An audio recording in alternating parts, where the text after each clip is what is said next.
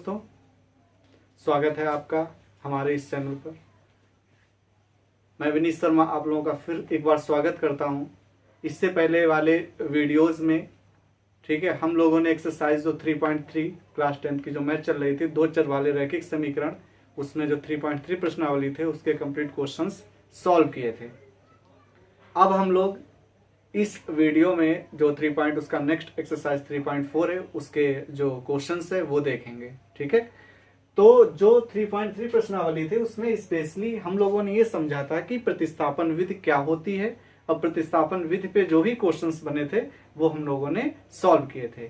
But इस exercise में हम लोग देखेंगे एक नई जो विधि है दो चर वाले रैखिक समीकरणों को हल करने की, उसका नाम है विलोपन विधि। कौन सी विधि है? विलोपन विधि। ठीक है, आपके दो चर वाले रैखिक समीकरण को सॉल्व करने के लिए मोस्टली जो है तीन मेथड होते हैं। पहली होती प्रतिस्थापन, दूसरी होती है विलोपन विधि, तीसरी होती है वज्र गुणन। ठीक है, एक समझ चुके हैं, इसको समझेंगे। तीसरी वाली जो विधि है वो हम लोग आगे समझेंगे। तो क्या है क्वेश्चन पहला 3.4 एक्सरसाइज का? एनसीईआरटी के सारे क्वेश्चन हैं। ओके, निम्न समीकरणों के युग्म को, जैसे समीकरणों का युग्म दिया है, इसको किस विधि से हल करना है? विलोपन विधि और प्रतिस्थापन विधि, दोनों विधियों से हल करना है। ओके, फिर आगे लिखा हुआ कि इसमें से आपको ये बताना है कि कौन सी जो विधि है वो उपयुक्त है, मतलब कौन सा मेथड जो है आपके लिए यूजफुल है, या कौन सा मेथड आपको इजी लग रहा है। ओके, तो यहाँ पर हम इसमें सिर्फ आप लोगों को विलोपन विधि बताएंगे। आप लोग प्रतिस्थापन विधि से, जैसे 3.3 में हम लोगों ने सॉल्व किए थे क्वेश्चंस, उसके अकॉर्डिंग सॉल्व कर लेंगे। ओके, तो सबसे पहले जो दो समीकरण दिए हैं इसको हम मान लेंगे समीकरण एक। जैसे x प्लस वाई बराबर कितना है? 5 है। ठीक है, इसको फिर से लिख लेते हैं। x प्लस वाई बराबर 5 है, इसको मानेंगे समीकरण एक। फिर है 2x माइनस का 3y बराबर कितना है? 4, इसको मान लेंगे समीकरण 2। ठीक है, अब आप लोगों को ये देखना है कि जो विलोपन का मतलब होता है एलिमिनेशन। ठीक है, मतलब एलिमिनेट करना है हमको, टर्म को विलोप करना है, या तो x का विलोप करेंगे या y का। अच्छा, विलोप कब होगा? जैसे मैंने ये 2x लिखा और यहाँ भी 2x है, एक प्लस का हो दूसरा माइनस का बराबर वैल्यू है, तभी तो आप जो है इसको एलिमिनेट कर पाएंगे, कैंसिल कर पाएंगे। तो यहाँ पे हमको कैंसिल करने के लिए x या y के कोफिशिएंट, मतलब x या y के गुणांक को बराबर करना पड़ेगा। ठीक है, तो यहाँ पे समीकरण एक में x का गुणांक कितना है? x लिखा है, तो इसके गुणे में कुछ नहीं, तो हम लोग 1 मान लेंगे। यहाँ पे x का गुणांक कितना है? 2 है, तो हमको x के गुणांक को बराबर करना है। अगर समीकरण एक में जो यहाँ पे है, अगर इस समीकरण में हम 2 का गुणा कर दें और इस समीकरण में किसका गुणा कर दें? 1 का। 2 का गुणा करेंगे तो यहाँ पे 2x हो जाएगा, और यहाँ पे 1 का गुणा करेंगे तो 2x होगा। तो ये गुणांक जो है बराबर हो जाएंगे। ओके, तो यहाँ पे कैसे लिखेंगे कि समीकरण इक्वेशन 1 में गुणा कर रहे हैं किसका? 2 का, और इक्वेशन जो सेकंड है इसमें गुणा किसका कर रहे हैं? 1 का मल्टीप्लाई कर रहे हैं। फिर यहाँ पे आप पहले गुणा कर लेते हैं हम लोग, फिर लिख लेते हैं। यहाँ पे 2 का गुणा करेंगे तो आप लोग याद रखेंगे पूरे समीकरण में होगा, समीकरण के जितने भी पद हैं उन सभी में होगा। तो 2 का x से कराएंगे तो कितना आएगा? 2x आएगा। 2 का y से कराएंगे तो 2y आएगा, और 2 का 5 से कराएंगे तो 5 है 10। ओके, फिर यहाँ पे 1 से कराएंगे, जब 1 से गुणा कराएंगे तो कोई फर्क नहीं पड़ेगा, मतलब जो वैल्यू है वही रहेगी। तो 2x हो जाएगा, माइनस का 3y बराबर कितना हो जाएगा? 4 हो जाएगा। ओके, अब क्या करना है? अब यहाँ पे देख सकते हैं ये दोनों प्लस के हैं। अब हमको कैंसिल करने के लिए एक प्लस होना चाहिए, दूसरा माइनस होना चाहिए। तो यहाँ माइनस करेंगे, समीकरण को माइनस करेंगे। ओके, घटाएंगे, तो ये प्लस का है तो माइनस होगा, माइनस है तो प्लस होगा, यहाँ पे प्लस का चिन्ह है तो माइनस का हो जाएगा, क्योंकि घटाने पे सभी चिन्ह बदल जाते हैं। फिर 2x से 2x को हम कैंसिल कर सकते हैं, क्योंकि 2x माइनस 2x है। ये प्लस का 3y प्लस का 2y है, तो यहाँ पे क्या लिख सकते हैं? 5y, क्योंकि ये प्लस का 3y अब हो गया प्लस का 2y, तो ये जुड़ जाएगा। 10 प्लस का है, ये माइनस का 4, तो 10 से 4 जाएगा, कितना बचेगा? 6 बचेगा। तो y बराबर जब हम लोग लिखेंगे तो क्या आएगा? 6/5। तो ये जो y की वैल्यू हो गई 6/5। तो हमने क्या किया? x को एलिमिनेट किया। ठीक है, और उसके बाद जो है y को यहाँ पे हम लोगों ने वैल्यू को निकाल लिया। अब क्या करेंगे? y के मान को समीकरण 1 या 2 में रखेंगे। ठीक है, अब y के मान को समीकरण 1 या 2 में रखेंगे, तो यहाँ पे लिखेंगे y का मान y का मान समीकरण एक में आगे लिख लेंगे आप लोग, एक में रखने पर।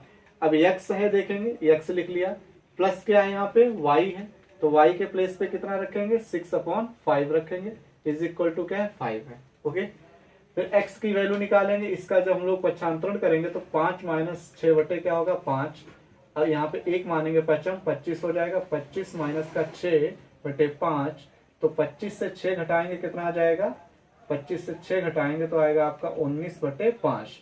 तो ये वैल्यू किसकी हो गई, x की हो गई। तो यहाँ पे हम लोग इसका आंसर लिख सकते हैं, सॉल्यूशन आंसर क्या आएगा, x बराबर आएगा 19/5, और जो y की वैल्यू है, y की वैल्यू आ जाएगी 6/5। ओके, तो ये x और y का मान हम लोगों ने निकाल लिया कौन सी विधि से, विलोपन विधि से। ओके, तो ये तो आपका सॉल्व हो गया क्वेश्चन। इसका नेक्स्ट क्वेश्चन हम लोग अभी इसको देखेंगे। तो अब हम लोग इसका जो पहले का दूसरा क्वेश्चन है इसको देखेंगे। पहला क्वेश्चन हम लोग समझ चुके हैं, किस विधि से समझा हम लोगों ने, विलोपन विधि से। तो इसको विलोपन और प्रतिस्थापन दोनों से लगाना है, बट मैं इसमें विलोपन लगाऊंगा, आप लोग जो है प्रतिस्थापन से सॉल्व कीजिएगा, आंसर सेम आएगा। ओके, तो क्या है मेथड, आइए फिर से समझते हैं। तो आप लोग लगे रहिए बिल्कुल एकदम से, सारे क्वेश्चन सॉल्व होते रहेंगे। ओके, तो यहाँ पे ये पहला समीकरण है, ये दूसरा समीकरण है। ओके, मतलब फर्स्ट इक्वेशन सेकेंड इक्वेशन इसको मान लेंगे। तो ये 3x प्लस का 4y बराबर 10 है। दूसरे समीकरण को लिखेंगे 2x माइनस 2y बराबर कितना है 2 है। इसको इक्वेशन फर्स्ट मान लेंगे, इसको इक्वेशन सेकंड मान लेंगे। अब हमने क्या बताया, आपको विलोप करना है, विलोपन विधि से सॉल्व करना है। तो x या y का किसी का भी आप लोग गुणांक बराबर कर लीजिए। इससे पहले वाले क्वेश्चन में हम लोगों ने, इसका जो फर्स्ट पार्ट था उसमें हम लोगों ने x के गुणांक को बराबर किया था। इस क्वेश्चन में हम लोग किसके गुणांक को बराबर करेंगे, y के, जिससे आप लोगों को दिक्कत ना हो, कभी x कभी y किसी को भी बराबर कर सकते हैं। तो आप लोग यहाँ पे देखिए कि y का गुणांक कितना है 4 है, यहाँ पे y का गुणांक कितना है 2 है। ठीक है, तो 4 और 2 को बराबर करना है। तो जब ऐसा आएगा तो हम लोग लासा ले सकते हैं कि 4 और 2 का जो लासा आएगा वो कितना आएगा, इसका लासा कितना आएगा 4 आएगा। तो हमको 4 ही बनाना है, क्या बनाना है 4 बनाना है, कि जिससे गुणांक बराबर हो जाएगा। तो यहाँ पे तो 4 ऑलरेडी दिया है, यहाँ पे कितना दिया है 2y। तो 2y को 4 बनाने के लिए क्या करना पड़ेगा, हमको 2 का गुणा करना पड़ेगा। तो समीकरण 2 में हम लोग गुणा किससे कर देंगे, समीकरण में 2 में गुणा करेंगे 2 से, y का गुणांक बराबर करने के लिए समीकरण में हम लोग गुणा करेंगे 1 का। ओके, इसी चीज को हम लोग ऐसे लिख लेते हैं, इक्वेशन 1 में गुणा किसका कर रहे हैं 1 का, और जो इक्वेशन 2 है सेकंड वाली इक्वेशन है, इसमें गुणा किसका कर रहे हैं 2 का गुणा कर रहे हैं, 2 का गुणा कर रहे हैं। ओके, तो यहाँ पे 1 का गुणा कीजिए समीकरण 1 में, यहाँ भी होगा, यहाँ भी, यहाँ मतलब जितने पद हैं उन सभी पदों में होगा। तो यहाँ पे 3x प्लस का 4y इज इक्वल टू क्या लिख सकते हैं 10 लिख सकते हैं, मतलब 3x प्लस 4 बराबर 10 लिख सकते हैं। अब 2 का इसमें गुणा करेंगे तो 2 दूनी 4 हो जाएगा, 4x, 2 का गुणा 2 से करेंगे 2 दूनी 4, और ये y हो जाएगा, और फिर इसमें भी होगा 2 का गुणा तो कितना आ जाएगा 4 आ जाएगा। इसको इस तरह से लाइन खींच लेंगे। अब देखिए यहाँ पे ये प्लस का 4y है, माइनस का 4y है, तो हमको इसका चिन्ह नहीं बदलना है, मतलब ये अपने आप ही कैंसिल हो जाएंगे। कहने का मतलब हम समीकरणों को जोड़ेंगे, क्या करेंगे जोड़ेंगे, क्योंकि अगर हमको चिन्ह बदलना होता है यहाँ पे, जैसे दोनों जब सेम रहेंगे, साइन बराबर चिन्ह रहेंगे, तो हम लोग समीकरण को घटाएंगे।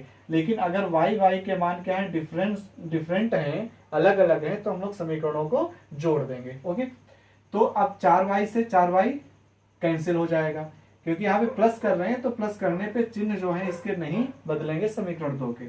आप देखो 3 और 4 प्लस, ये भी धनात्मक है ये भी धनात्मक है, दोनों प्लस के हैं, तो 4 3 कितना हो जाएगा 7x हो जाएगा। यहाँ पे आइए, ये प्लस का 10 प्लस का 4 तो कितना आ जाएगा 10 और 4 14 हो जाएगा। x बराबर 14 बटे कितना आएगा 7 आएगा, 7 एकम 7, 7 दूनी 14, तो x बराबर कितना आ गया 2 आ गया। तो हम लोग x बराबर यहाँ पे 2 लिख सकते हैं। तो ये वैल्यू आ गई x की। इसमें हमने किसको जो है एलिमिनेट किया, कहने का मतलब इसमें किसको हमने विलोप किया, y को विलोप किया, इससे पहले वाले में x को विलोप किया। अगर जिसको भी आपको विलोप करना है उसके गुणांक जो है आप लोग बराबर करके जो उसको विलोप कर सकते हैं, मतलब कैंसिल कर सकते हैं। x की वैल्यू कितनी आ गई 2 आ गई। अब इस x के मान को हम लोग समीकरण 1 या 2 में रख सकते हैं। तो यहाँ पे लिखेंगे कि x बराबर 2 किसमें रखने पर, समीकरण 1 में रखने पर समीकरण 1 क्या है, यहाँ पे देखिए आप लोग 3x, 3x का मतलब 3 गुणे x, तो यहाँ पे 3 गुणे 2 हो जाएगा, प्लस का कितना है, प्लस का 4 गुणे क्या है y है, 4y लिख सकते हैं, 4 गुणे y, तो चलिए 4y लिख लेते हैं, बराबर कितना है 10 है। ओके, अब 3 दूनी कितना होता है 6 हो गया, प्लस का 4y हो गया, बराबर कितना है 10 है, तो 4y बराबर 10, ये प्लस का इधर आएगा तो माइनस का हो जाएगा, 10 से 6 घटाएंगे तो कितना आ जाएगा 4, तो 4y बराबर ये y बराबर आ जाएगा 4/4, 4 में 4 का भाग करेंगे कितना आएगा 1 आएगा, तो ये y की वैल्यू हो गई। अगर हम लोग यहाँ पे आंसर की बात करें तो आंसर की अगर बात करेंगे तो x की वैल्यू कितनी हो जाएगी 2 हो जाएगी, और y की वैल्यू कितनी आ जाएगी 1 आएगी। तो ये आपका फाइनली एकदम से राइट आंसर आ गया। तो हम लोगों ने बस वही मेथड है आपका कि अगर आपको x को एलिमिनेट करना है देन आपको x के कोफिशिएंट को सेम करना पड़ेगा, अगर y को एलिमिनेट करना है देन y के कोफिशिएंट को हमको सेम करना पड़ेगा। और हाँ, अगर जैसे हमने y का यहाँ पे गुणांक बराबर किया था तो यहाँ पे y का गुणांक बराबर करने के बाद एक प्लस है, दूसरा क्या है माइनस है, जब एक प्लस एक माइनस होगा तो हम समीकरणों को जोड़ेंगे, अगर यहाँ पे प्लस यहाँ भी प्लस होता तो समीकरणों को यहाँ पे घटाते। ओके, तो आप लोग ये चीज एक बार याद रखेंगे। ओके, तो आई थिंक ये समझ में आ गया होगा, और इसको आप लोग एक बार वीडियो देखने के बाद जो फिर से क्वेश्चन नोट करके फिर से ट्राई कीजिए, अगर नहीं लग रहा तो आप फिर से इस वीडियो को देख सकते हैं। ओके।